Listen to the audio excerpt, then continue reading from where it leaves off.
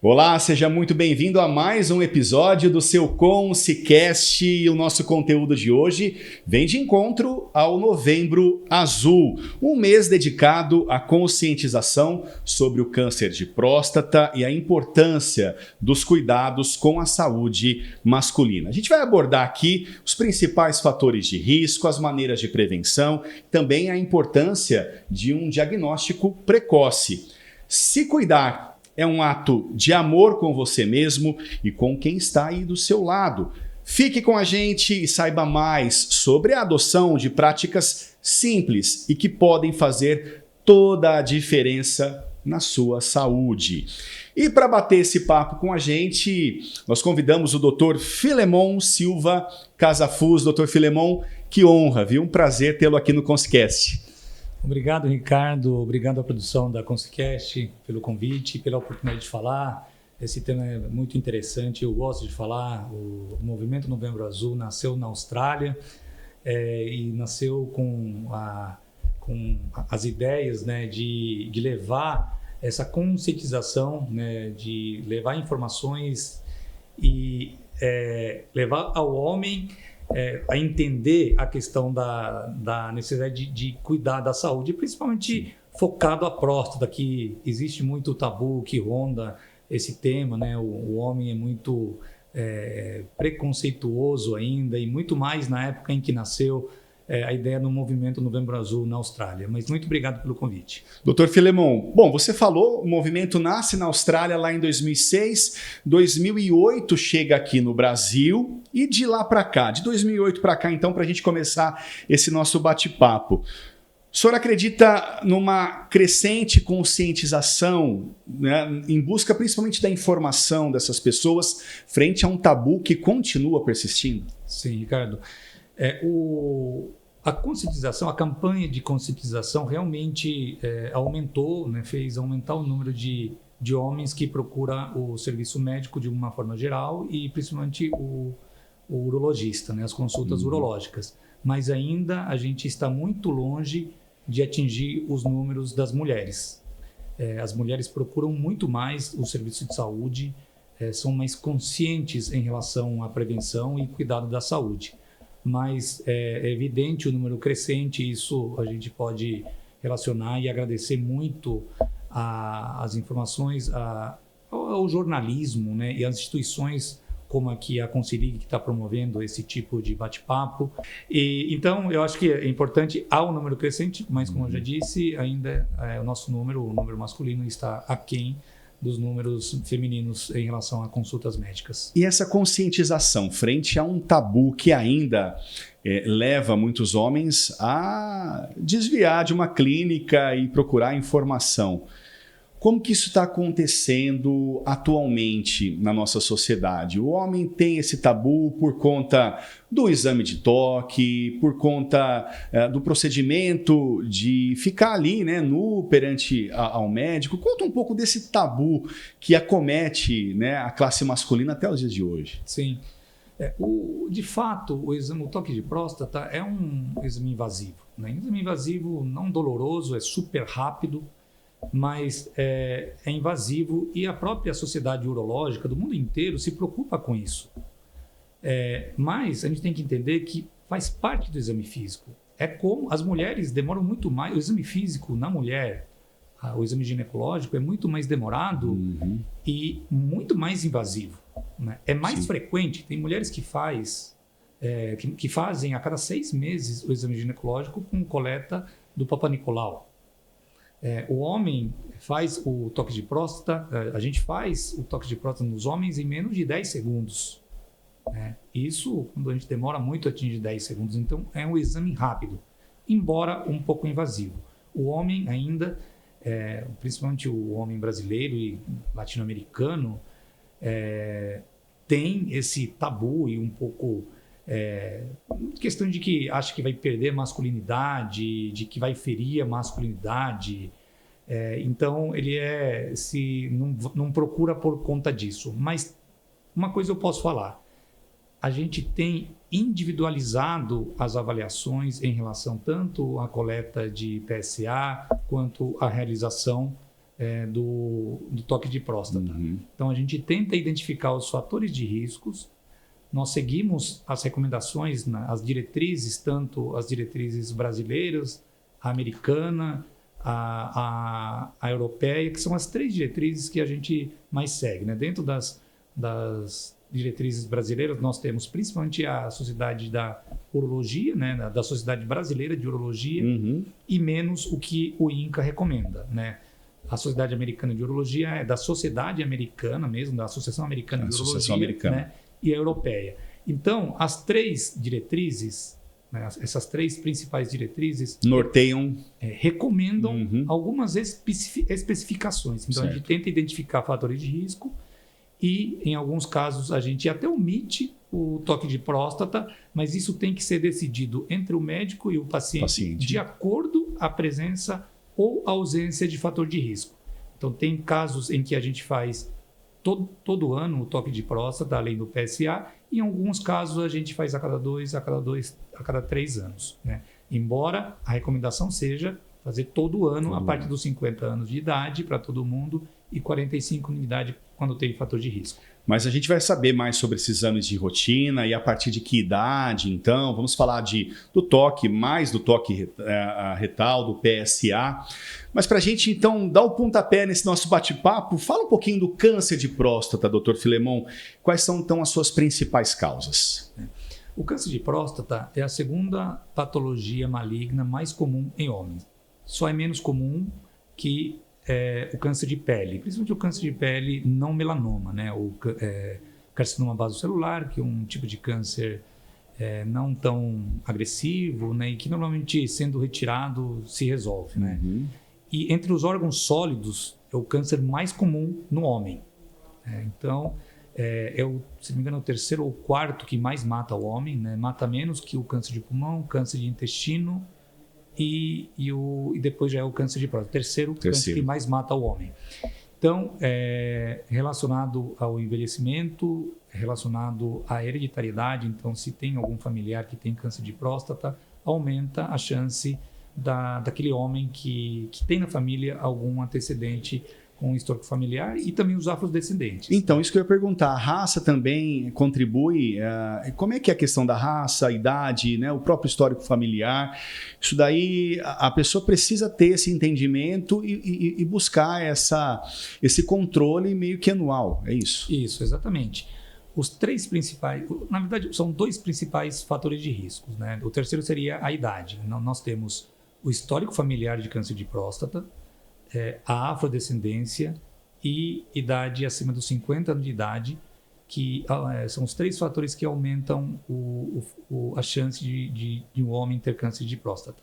Tem um 4º fator que é discutível, mas provavelmente vai ser confirmado em breve, porque os estudos apontam que a obesidade também pode aumentar a incidência de câncer de próstata. Isso provavelmente pela questão inflamatória que a obesidade causa e vem sendo apontado também como uma causa para câncer de próstata e outros órgãos abdominais. Então, esses são os fatores de risco que a gente identifica como provável causa do câncer de próstata. Então, a princípio, a gente se atenta por esses 3, né? O fator da raça, né? Sendo, então, a parte do histórico familiar e a idade. Para essas pessoas que também têm o histórico familiar, como que as pessoas podem, então, se prevenir? Tem que fazer já essa consulta antes dos 50 anos. Antigamente era com uns 40 anos, né? E aí os protocolos foram sendo modificados e agora os exames para as pessoas a partir dos 50 anos. Como é que é essa questão, então, de procurar atendimento médico para quem tem, então, histórico familiar, a questão de raça e questão de idade também? Isso. Então, o que se recomenda é a partir de 50 anos de idade, independente de raça independente de histórico familiar, tem que fazer o exame de próstata anualmente através de PSA e o toque prostático. Como falei, a questão de fazer ou não o toque de próstata tem que ser individualizado entre médico e paciente no momento da consulta. Identifica, discute, vê os exames e tem que ser já com um paciente que o médico já conhece. Né?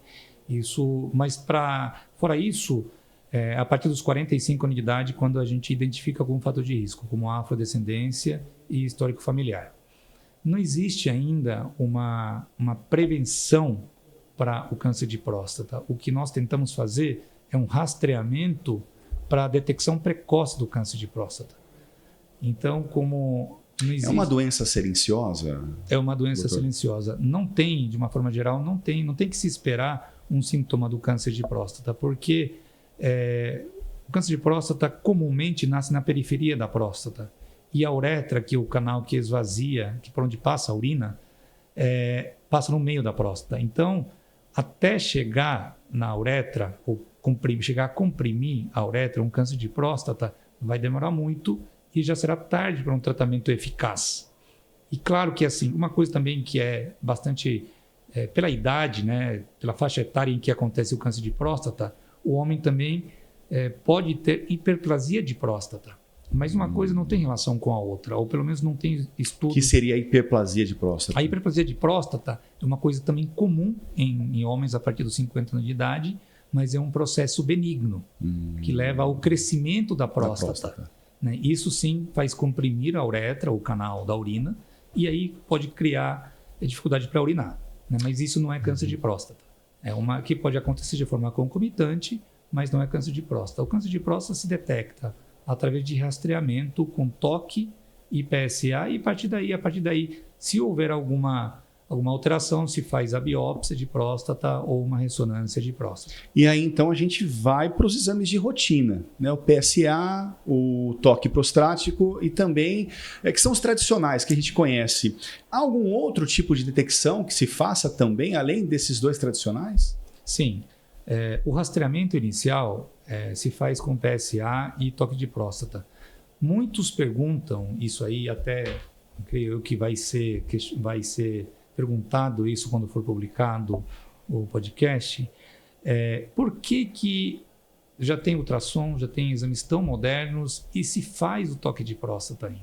Né? O próximo passo, quando a gente tem... Seria a minha próxima pergunta. Então já estou me antecipando, né, Ricardo? Mas muitos perguntam, inclusive no consultório para a gente, por que ainda se faz o toque? A medicina está tão avançada. A questão ainda porque o que a gente utiliza quando tem alguma alteração é a biópsia, mas antes da biópsia é muito comum a gente pedir uma ressonância de próstata quando o serviço em que você atende tem disponibilidade. Nem todo serviço tem disponibilidade de uma ressonância, que uma máquina extremamente cara, o exame é muito demorado. Em Bauru nós temos várias máquinas que fazem ressonância de próstata e outros tipos de ressonância, né, para outros órgãos, para outra doença, não só para câncer de próstata. Mas mesmo assim, para você a gente só pede para aqueles casos em que há uma suspeita ou para fazer um planejamento de um caso confirmado, um planejamento de tratamento. Mesmo assim, são poucas máquinas para fazer. Imagina se pegássemos essas máquinas, que já são poucas, e fizéssemos para rastreamento. Não tem como, porque não é um exame rápido, não é igual colher um PSA. É um exame demorado, 1h30, 2 horas de exame para você fazer o exame de no próstata. próprio Outubro Rosa, nós detectamos aqui um problema na questão da fila para a mamografia, né? Por conta de ser um exame que você precisa de uma máquina, de um equipamento. Então, você acaba formando uma fila gigante, né? De processos que acabam sendo demorados. Isso que a mamografia é um exame de raio-x, um exame super barato, rápido, prático, acessível. E ainda você tem uma fila. A ressonância, para a gente fazer um rastreamento aqui em Bauru, teria que encher a cidade de ressonância. Então, ainda não existe um exame complementar, né, um exame de imagem que seja rápido, como o funicular ou a mamografia para o homem. Mas está em teste, vários marcadores de urina, de sangue, que tem aí, talvez no futuro venha a substituir de fato o toque de próstata. Por enquanto, a gente faz uma equação através de exames aí, mas o toque ainda está incluído nessa equação para a gente chegar a um diagnóstico. E identificado, então, câncer de próstata, qual é a primeira ação médica e quais são também as recomendações para o paciente?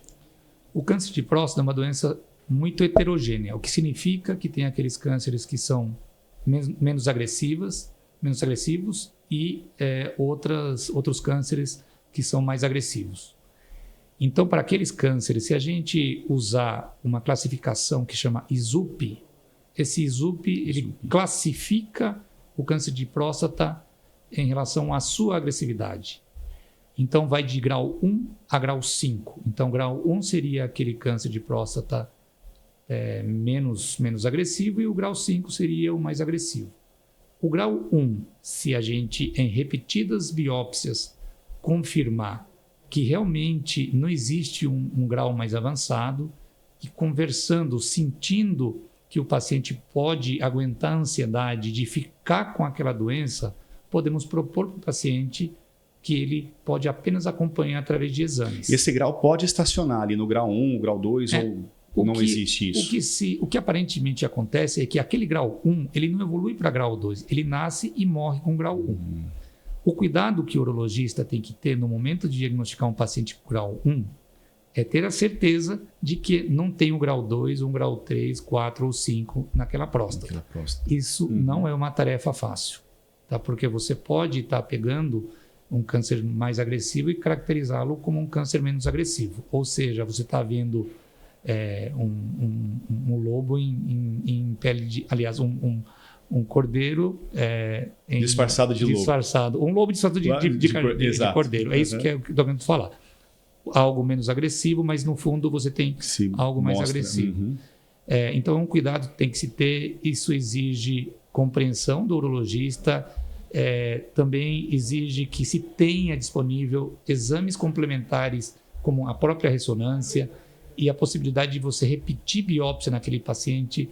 No SUS, existe um pouco de dificuldade nesse caso, porque não são todos os pacientes que conseguem voltar com frequência. Muitos pacientes perdem o segmento e esse paciente que você vai diagnosticar com câncer de próstata pouco agressivo e vai colocá-lo apenas em vigilância, não vai tratá-lo, esse paciente exige um segmento. Ele não pode perder, porque não é que ele não tenha nada. Ele tem uma doença que, naquele momento, não precisa ser tratado e sim vigiado. Então, ele tem que repetir o PSA a cada 3 meses, tem que repetir a primeira ou a segunda biópsia em questão de 6 meses, que chama biópsia de confirmação, e, a partir daí, continuar fazendo biópsia a cada 2, 3 anos.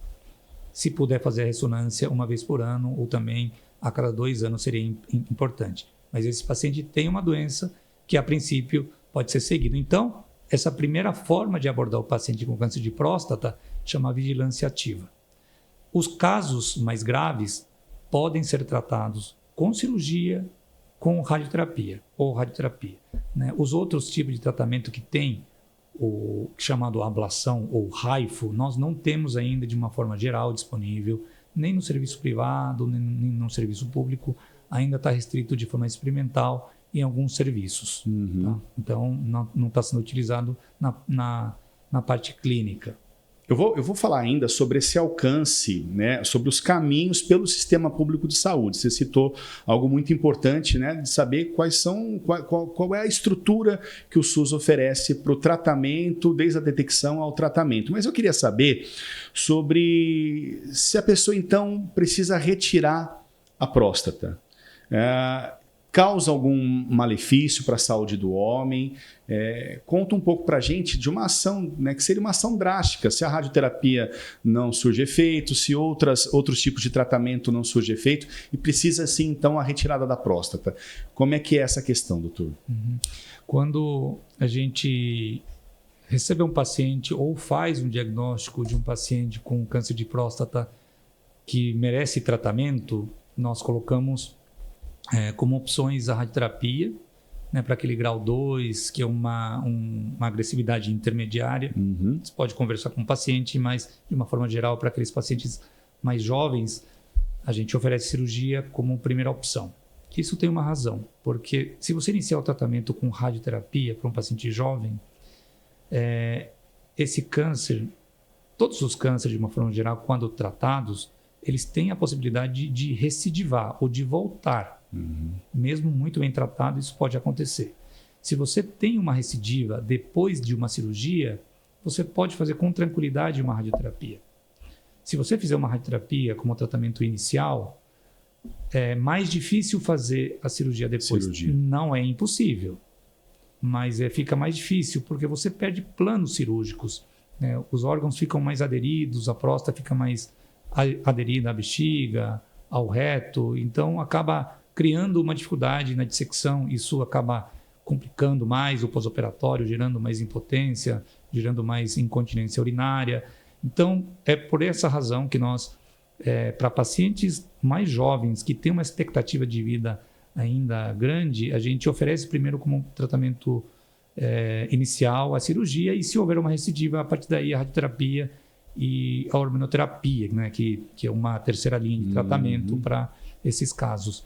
Já para aqueles casos de pacientes que têm um câncer mais agressivo, a gente sim inicia também. Se está localizado o tumor ainda, se não extravasou para fora da próstata e não atingiu outros órgãos, a cirurgia ainda é o primeiro tratamento para esses cânceres mais agressivos.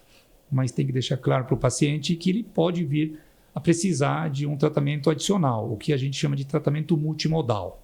Você faz um tratamento com cirurgia e depois, se o tumor voltar, se faz a radioterapia e, por último, a hormonoterapia, ou já faz um combo já de cara, né, como tratamento inicial. Eu nem sei se eu posso falar de tratamento alternativo, mas e o uso da ozonioterapia? A ozonoterapia, Ricardo, eu não tenho ainda uma evidência suficiente em relação a isso aí, né? A gente não tem um estudo que prova, né, que a ozonoterapia tenha um grau de eficácia. Eficácia, né? Então, eu não posso te falar que não funciona nem que funciona porque não tem uma evidência ainda. Não tem, na verdade, não foi muito bem estudado. Mas muitas linhas médicas têm difundido a ozonoterapia, né, doutor? Sim, sim. Tem surgido, né, várias, assim, em tudo na vida agora tem surgido alternativas, né? Então, a medicina também não escapou disso, né, de tratamentos alternativos em tudo, mas a gente tem que tomar muito cuidado ao optar por um tratamento que não tem evidência científica, né?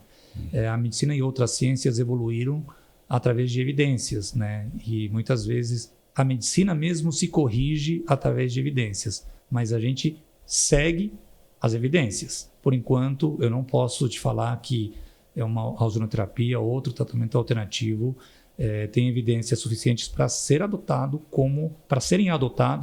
como um tratamento eficaz no câncer de próstata. E aí na esteira da ozonoterapia, tem algum alimento que se ingerido com bastante incidência, ou mesmo o fator da bebida alcoólica? Mitos e verdades. Tem algum alimento que, se eu ingerir mais, vai combater ou prevenir o câncer de próstata? Bebida alcoólica em demasia é também um causador dessa doença? Então, Ricardo, eu vou te falar em 2017, eu não me lembro exatamente, mas creio que foi na cidade de Boston. Eu participei do Congresso Americano de Urologia, e no congresso eles apresentaram os melhores artigos que tinham sido publicados naquele ano no Jornal Americano de Urologia, que é a revista oficial da Sociedade Americana de Urologia. E eles publicaram os 10 melhores artigos. O tema da palestra era os 10 melhores artigos publicados nesse jornal naquele ano. E um tema que me chamou a atenção, e eu lembro até agora, foi que um artigo fez uma comparação das dietas, de 4 tipos de dietas, né? Eles fizeram um segmento, se não me engano, de 5, 10 anos, de populações que tinham dieta vegetariana, dieta ocidental, que eles consideram dieta ocidental, a europeia e a americana, asiática e a mediterrânea. E o único naquele estudo que tinha mostrado um pouco de diferença foi a dieta mediterrânea. Eu me lembro que eu voltei daquele congresso e eu sou casado com uma nutricionista. Eu cheguei e falei para minha esposa assim: o que é essa dieta mediterrânea? Eu quero fazer isso aí para diminuir o câncer de próstata e até outros cânceres. Parece que realmente tem algum grau de evidência que a alimentação... Mas a questão é que a dieta mediterrânea, exige um hábito de vida. Então, é difícil de você adotar isso. E essa dieta é bem diferente da nossa aqui. Bem restritiva, aliás. E faz parte da cultura das pessoas que moram na região do Mediterrâneo.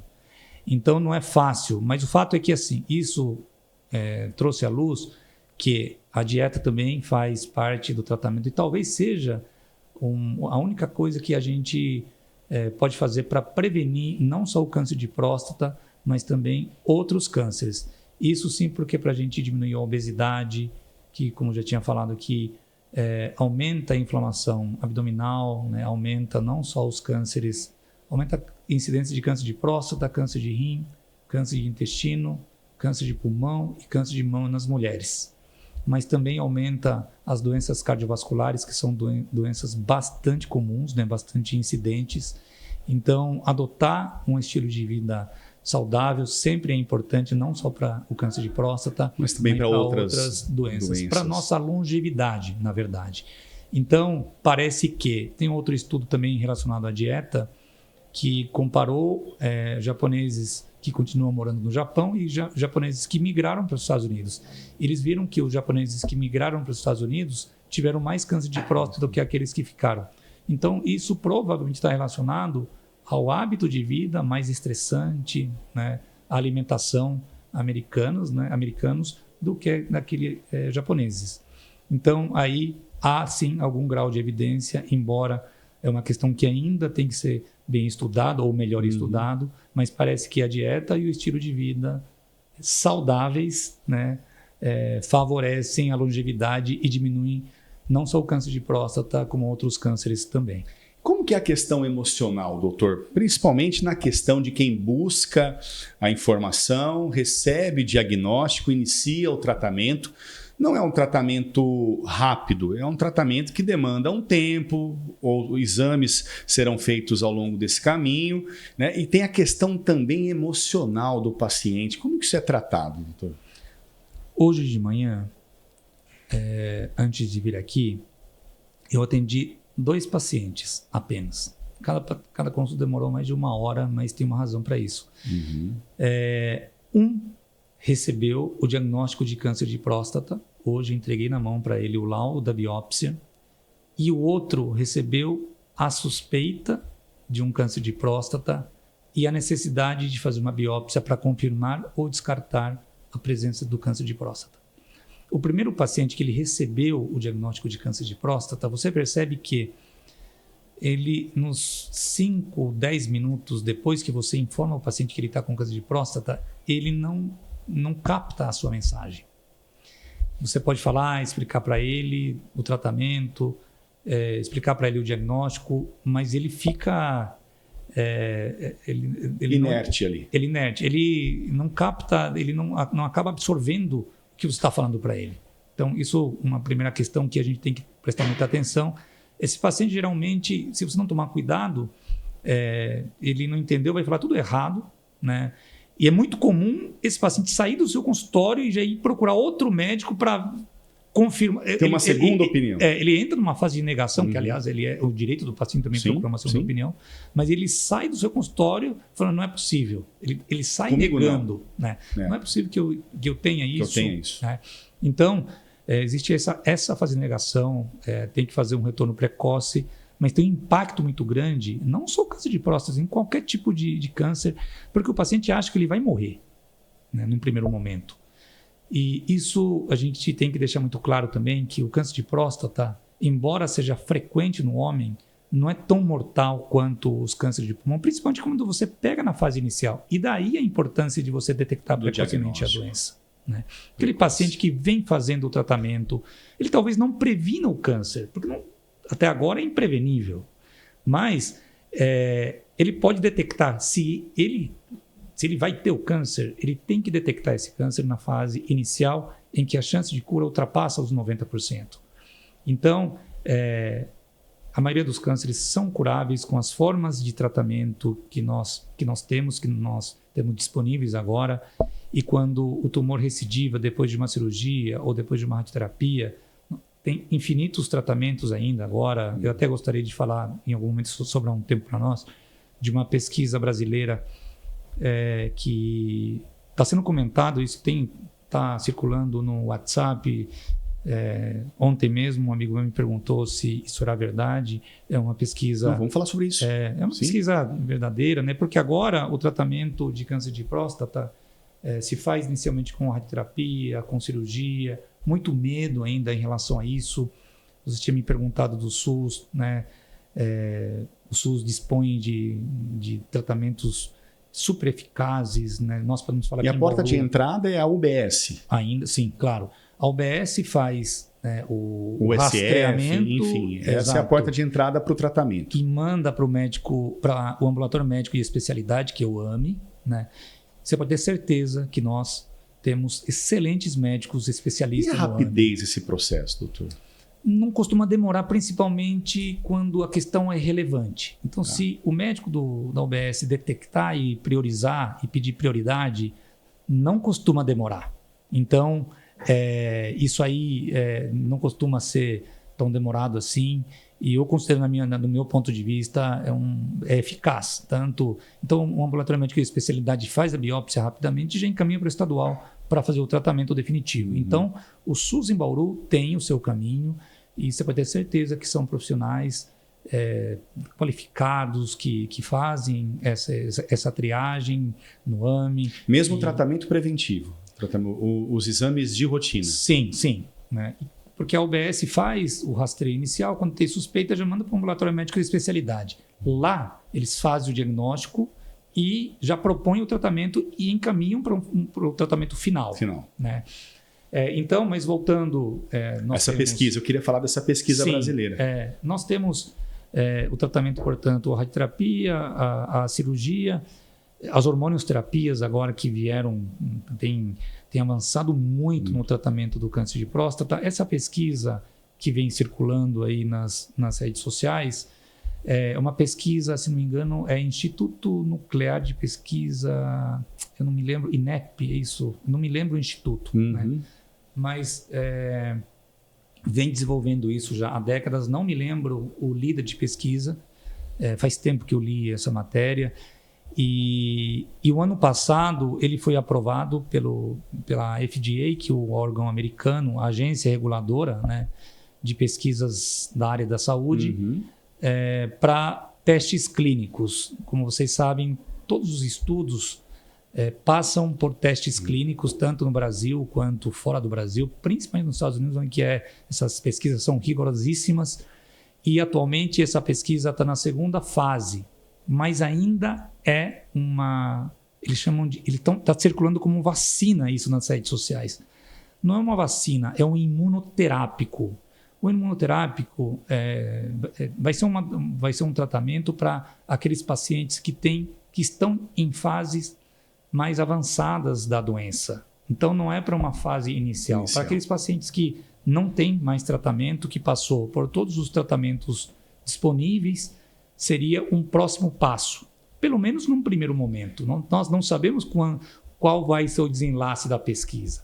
Mas o objetivo inicial é ser um tratamento imunoterápico. Então, portanto, é diferente da radioterapia, é diferente da cirurgia, é diferente da hormonoterapia. É um outro tipo de tratamento medicamentoso, mas para pegar apenas aqueles casos de pacientes com câncer de próstata na fase avançada em que não tem mais tratamento. E pelo resultado dessas pesquisas, o que o senhor pode adiantar? Por enquanto está na fase 2, né? Eu até me informei, né, ontem quando me perguntaram isso. Ainda tem que passar em fase 3, mas por enquanto... Mas resultados promissores. Sim, né? Passou pela fase 1. Né? A fase 1 de uma pesquisa é a fase de segurança. Então, são voluntários, a maioria é voluntários, e de pacientes que não têm mais tratamento, eles entram na pesquisa com um pequeno número de pessoas. Se passa por essa fase, vai para a fase 2, que aí sim já aumenta um pouco mais, amplia a sua fase de segurança e aí a pesquisa se foca para ver a dosagem de segurança, né? E aí vai para a fase 3. Quando entra na fase 3, aí é uma população maior, né? Mais extensa, e aí vem para uso clínico. Olha, a gente conversa aqui com o doutor Filemon Silva Casafuz, médico urologista. Olha, e muita informação aqui relevante e importante para o nosso dia a dia. Doutor, ainda nessa pesquisa, se a gente tiver uma pesquisa, um resultado positivo de sucesso, isso vai causar uma reviravolta, principalmente em casos mais difíceis, né? Ou em casos mais avançados, né? Sim, na verdade, assim, já começa por ser uma tecnologia brasileira. Isso aí é um orgulho já, né? Então, acredito eu que, eu não me lembro se tem outros medicamentos que está sendo utilizado atualmente para câncer de próstata, outro tipo de cânceres de órgãos sólidos que tenha nascido no Brasil. Então, a gente tem que, na verdade, por enquanto, apenas acompanhar, torcer para que essa pesquisa venha a concretizar um resultado positivo, né? Por enquanto ainda está em fase Demora fase muito para isso acontecer, para esses resultados aparecerem? Demora. A fase 1 geralmente é questão de meses, tá, né? A fase 2 demora 1 a 2 anos, portanto a pesquisa do ano passado já, então a gente pode ter novidade no ano que vem, né, em relação a isso, que vai quando vai entrar na fase 3. Mas né? Cada avanço é uma vitória. Sim, com certeza. Exatamente, Né? é isso aí. Que bom. Doutor, deixa eu te perguntar a respeito dos medicamentos de uso contínuo, de uso prolongado, né? A exemplo, a tão aí aclamada e falada Tadalafila, né? Ou mesmo outros medicamentos, até para uso contínuo, como a finasterida, que o pessoal usa para o tratamento da calvície. Esses medicamentos, eles podem trazer algum malefício para a próstata? Enfim, o que essa medicação, principalmente essa Tadalafila tão falada aí, né? Esse uso contínuo, pode trazer algum malefício?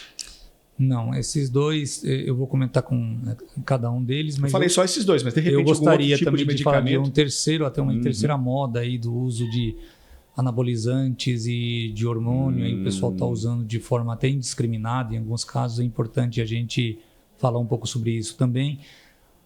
A Tadalafila é uma classe de medicamentos que a gente fala que é um grupo de medicamentos, eu vou falar o nome técnico, mas eu vou explicar o que é. Eles são inibidores da 5-alfa-fosfodiesterase. Então, o que é esse medicamento? Eles são vasodilatadores.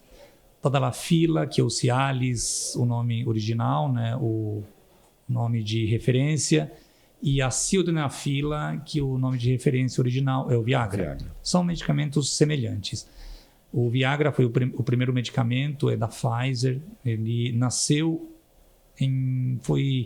entrou para uso clínico em 1984, inicialmente para uso para doença coronariana, tá? Angina pectoris, que é aqueles pacientes que são os pré-infartos. Na sequência, passou a ser utilizado para hipertensão pulmonar, uma doença pulmonar também, muitas vezes em crianças, outras vezes em adultos, e ficou mais conhecido inicialmente para tratar esse problema, a hipertensão pulmonar. Os pacientes começaram a relatar ereções espontâneas e melhora do desempenho sexual após uso do Viagra naquela época. Em 1994... 10 anos depois da criação? 10 anos depois da criação, a Pfizer iniciou um teste clínico que realmente veio a confirmar que o Viagra, o sildenafila funcionava, melhorava a questão de ereção, né, o desempenho sexual. E em 98, a FDA concluiu e liberou para uso comercial. Então, desde 98, no mesmo ano, chegou no Brasil, né?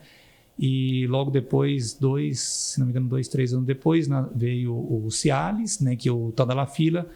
Eles são medicamentos seguros do ponto de vista cardiológico e para outras coisas também. Mas tem que ser usado. A gente tem algumas contraindicações, né, que pacientes que têm doenças graves do coração, como angina, tem doenças coronarianas, que podem evoluir para infarto, e que estão usando alguns medicamentos que dilatam as artérias do coração. Os mais comuns são Sustrate, tem monocordil, isordil. Esses pacientes não podem usar nem Viagra, que é o sildenafila, nem o Cialis, que é o tadalafila, nem tem outros, né, como o Eleva, tem outro medicamento também que é o Levitra, são todos medicamentos semelhantes. Eles não devem usar porque, se esses medicamentos forem utilizados com monocordil, isordil ou sustrate, pode cair muito a pressão arterial. Tá? Outros pacientes também que tem que tomar cuidado são aqueles pacientes que, pelo ato sexual, pela atividade física que demanda um ato sexual, ele pode infartar. Então, esse paciente tem que ser tratado cardiologicamente primeiro para cuidar depois, da parte sexual depois. Mas não que diretamente o tadalafila, nem o sildenafila, nem outros tipos de medicamentos semelhantes matem diretamente o paciente. E possam contribuir também com o aumento da probabilidade de um câncer de próstata. Também não. Não tem nenhuma evidência em relação a isso aí. Mas o senhor falou dos anabolizantes. Sim. O segundo que você falou foi a finasterida. A finasterida é um medicamento utilizado para diminuir o tamanho da próstata, mas também em menor dose para calvície, para queda de cabelo. Às vezes 2 miligramas, né? Para calvície. Exato. E aí teve Eu sei porque eu uso, hein, gente? Teve um estudo lá atrás que apontou que poderia causar câncer de próstata. Mas, na verdade, o que foi visto é que a finasterida diminui o diagnóstico daqueles cânceres menos agressivos, porque como diminui o PSA, o paciente não vai atrás do médico. E só acaba aparecendo os cânceres que vencem o efeito da finasterida, porque são mais agressivos. Então, quanto maior a miligrama, melhor no combate, na prevenção, inclusive. Não tem uma... A gente pode falar que pode diminuir o tamanho da próstata, mas o tamanho de próstata não implica tanto no câncer de próstata. Mas o que foi visto é que inicialmente parecia que aumentaria os cânceres agressivos. Portanto, é controverso isso. Né? O estudo mostrou que, usando finasterida, aumentaria a incidência de câncer agressivo. Mas, na verdade, é que acaba diminuindo os cânceres menos agressivos e acaba se diagnosticando aqueles cânceres que vencem o efeito da finasterida ou da dutasterida. E esse ainda é uma questão em estudo controverso, mas tudo indica que não vai ter relação nenhuma com câncer de próstata. Tá? Mas tem que deixar claro que é um assunto controverso. Já a questão dos anabolizantes, a testosterona em si não aumenta o câncer de próstata. Tá? Isso já tem sido bem estudado, e principalmente quando você utiliza. Mas tem que deixar muito claro que esses estudos que falam que o câncer de próstata que a testosterona não aumenta o câncer de próstata, são relacionados a doses convencionais e para pacientes que precisam de uso de testosterona. O que está acontecendo agora, que a gente vê que um uso em altas doses de testosterona em pacientes que não precisam usar testosterona. Aí uma questão que não tem estudos que fala de segurança de uso de anabolizante para esses pacientes, nessas doses e em pacientes que geralmente são mais jovens. Então, você pode usar os estudos que foram realizados para pacientes mais idosos que têm hipogonadismo, que significa que ele, pela idade ou por doenças, teve uma queda de testosterona. Tá? Então, o uso para pacientes mais jovens em altas doses, não tem estudo que embase que é seguro. Tá? Então, está se transpondo o resultado de grupos diferentes, em doses diferentes do hormônio, para uma outra situação. Então, você está trazendo uma verdade de uma outra situação para um outro contexto. Para um outro contexto, entendi. Então, tem que ter muita... Além disso, você acaba implicando o uso exagerado de testosterona. Né? Nós, no consultório, usamos sim, né? Eu uso, prescrevo para aqueles pacientes que têm indicação, mas tenham cuidado para não aumentar o tamanho da próstata e consequentemente, aumentar o tamanho aumentar o valor do PSA. Pode aumentar o hematócrito, que é o sangue, a viscosidade do sangue, a hemoglobina e o hematócrito podem aumentar, então tornar o sangue mais viscoso. Mais viscoso. Né? Então, aquele paciente que já é diabético, obeso, hipertenso, histórico familiar de infarto, esses são mais vulneráveis a ter doenças cardiovasculares, né? Ou eventos cardiovasculares, né? Um AVC, um infarto. Então, se você tornar o sangue mais viscoso, ele pode aumentar o risco. Então, você tem que tomar muito cuidado, né? E mais cuidado ainda no uso em pacientes jovens, que pode causar infertilidade, além de tudo, né?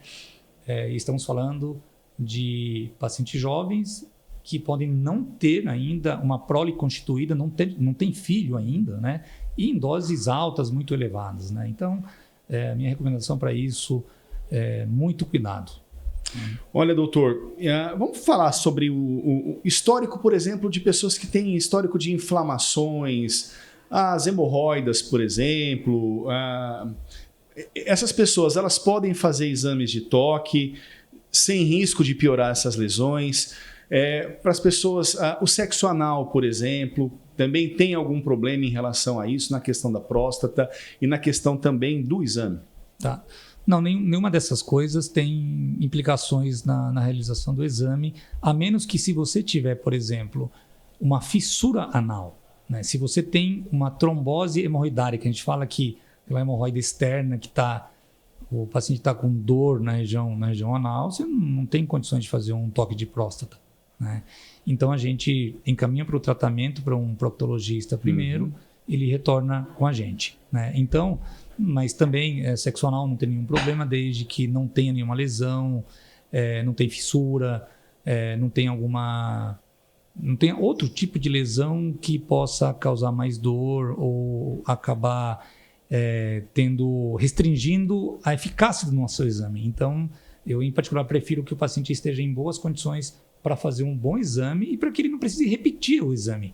Então, eu pergunto sim se tem alguma doença ou se identifico na hora do exame, suspendo e explico para ele que tem aqui um botão hemorroidário que a gente fala que é uma hemorroida externa e é visível, né? Vamos tratar isso primeiro e depois a gente faz num segundo momento, né?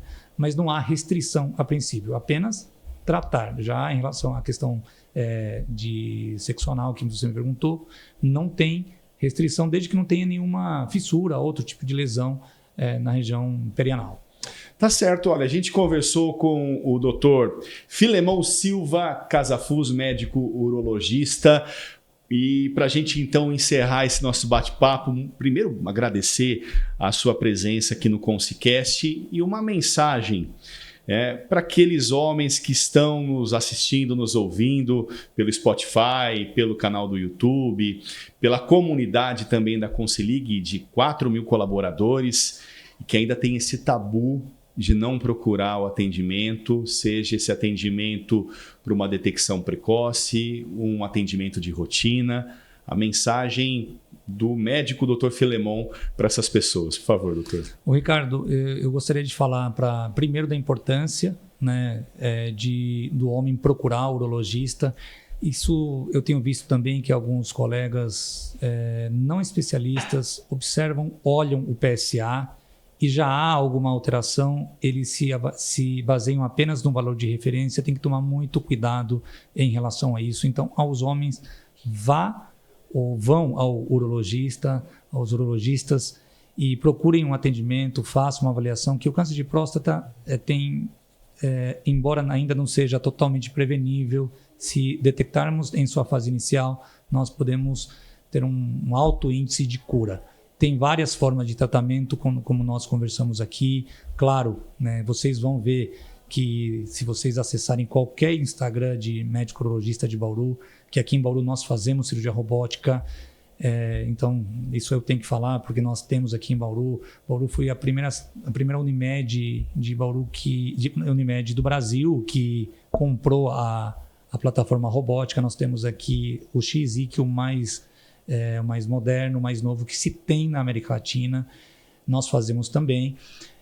Mas, para vocês que não têm convênio, não têm plano de saúde, vão ser atendidos pelo SUS. Não deixem de fazer isso, porque o SUS também oferece tratamentos eficazes e dispõe de profissionais que fazem muito bem o tratamento.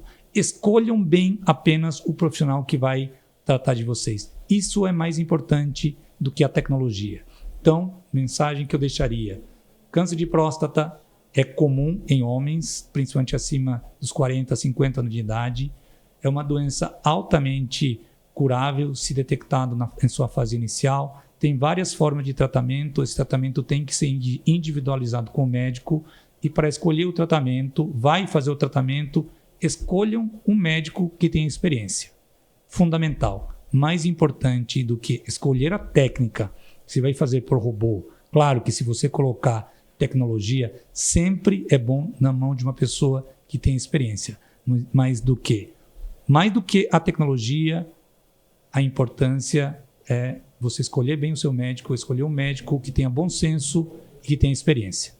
E eliminar o tabu da sua vida. O exame de toque, ele é precioso e todo homem deve fazer, deve buscar o conhecimento e se prevenir. Então, se você já tem histórico na família, né, se você quer cuidar realmente da sua saúde, né, e se preocupa com esse fator, né, deixe de lado o tabu, deixe de lado qualquer tipo de informação de internet, procure ajuda médica e com certeza você vai ter o melhor encaminhamento. É isso, né, doutor? É exatamente isso. Os afrodescendentes tomam um pouco mais de cuidado. Se você está acima do seu peso, tenta ter um hábito mais saudável. Dr. Filemon Silva Casafus, para quem quer conhecer mais e procurar também a sua recomendação médica, como é que pode fazer? Obrigado por isso, Ricardo. Eu sou urologista aqui em Bauru há 19 anos. Atualmente trabalho na rua Azarias Leite, 1737, a Clínica Samã. Também sou médico urologista do Hospital Unimed Bauru. Tem as minhas redes, sou também presente no Instagram, Dr. Filemon. E estou sempre à disposição de vocês. Eu agradeço muito o convite. Isso aqui foi uma ótima oportunidade de falar sobre um assunto muito relevante. E obrigado aí pela oportunidade, obrigado pelo convite à produção, a você, Ricardo. Eu estarei sempre à disposição para falar de outros assuntos, não só de câncer de próstata, mas outros assuntos importantes em urologia. Obrigado. Com certeza. Dr. Filemon aqui no ConseCast. E a você, obrigado pela audiência. E olha, mande esse conteúdo para os seus amigos, para as pessoas da sua família, é um conteúdo de extrema importância. A gente se vê no próximo episódio do seu ConseCast. Até lá!